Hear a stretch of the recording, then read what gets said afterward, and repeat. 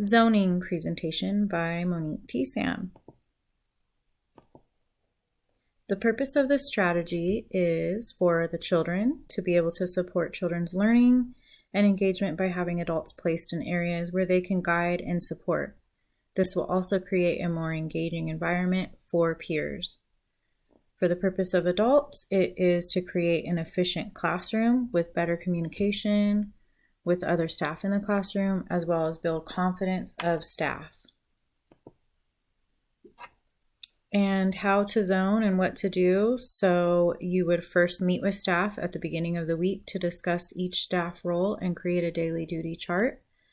By creating this chart, you're able to know what your duties are for the week and who is doing what, so there's no confusion. You'll also post this chart where it's visible for staff to see. If there's new staff or someone who is coming on a special day, they'll be able to view the chart and figure out what their role will be and where they'll be placed, and there won't be any questions for who is doing what. You'll also want to confirm that all staff know their role. This way there's no confusion and staff aren't just standing around doing nothing. Here are some examples of the classroom zoning areas. To the left of the screen, this was taken from eClick. This is an example of how to zone. So you'll see the zone 1 with math and science, zone 2 in the block area, and zone 3 in the dramatic play. To the right, I've posted some photos of the classroom that I've been volunteering in. And I placed some stars in areas where we consider zoning for each play area. So the first star to the left, right here, is the dramatic play area. Then we have the manipulative area, and then in the far back here is the reading area. So these are most of the areas that we need to focus on when we're zoning in our class. So one big thing is you have to remember to position yourself where you can see your zone. And as you can see in this classroom, if you are kneeling, you're about a little head over this shelf here.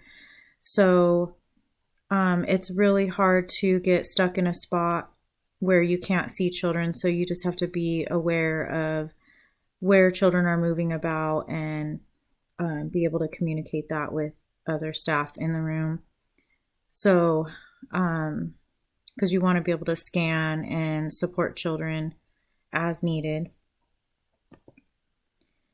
And if you are zoning at home for parents, you want to make sure that you're able to see the child or the children in the zone you are in. So if your child is in the living room, you're going to want to be available and visible for that child so that you can see what the child is doing.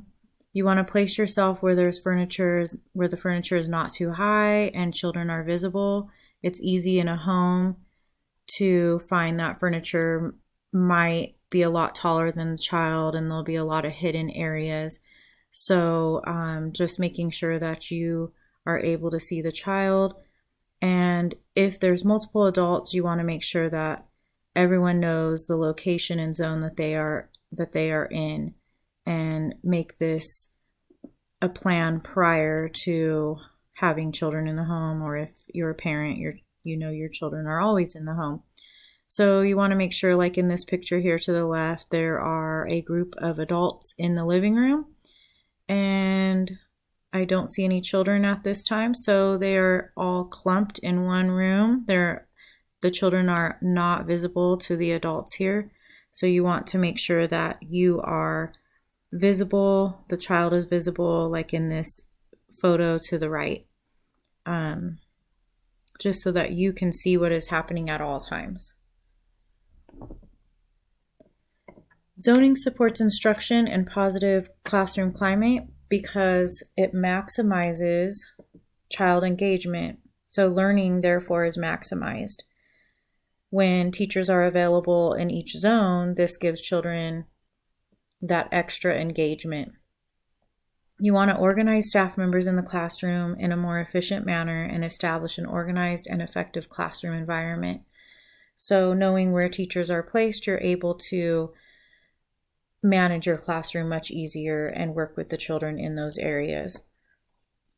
A teacher may support a child in need or when a child has a problem. If teachers are placed throughout the room, they're able to help support a child when that child, say, has a problem. They're right there at hand. Zoning helps staff remain on task and feel confident. So if a teacher doesn't know what they're doing and they're walking around, they don't know where to sit, they don't know where to help, then this doesn't make them feel very confident when they're in the classroom. So zoning helps give staff that feeling of confidence and they know what they're doing, and it sets them up for a more positive classroom climate. Zoning also ensures that the necessary materials are available, set up, cleaned up, and that the classroom environment is ready for children. So this helps give children the tools that they need at the time that they need, helping to support them. So there's no asking what to do, just like I mentioned. If everyone knows what they need to do and where they need to be, then there's no question what their duties are, and they're able to work more efficiently. These are some resources for staff. These are available on eClick. The website's provided right there. You're able to review classroom map zoning. There's also an interactive map that you can use to add your own classroom and post that in your class to help give a vision of where your zones are, so that when staff do come in, they understand the zones that you have set up. There's also a staff zoning chart available, and this is interactive. You're able to input staff names and make changes to that chart. There's also zoning to maximize learning. I thought this was great for the tips for teachers, so this would be a great tool for staff to have on hand. And that is all for my presentation. I want to thank you for listening. Have a good evening.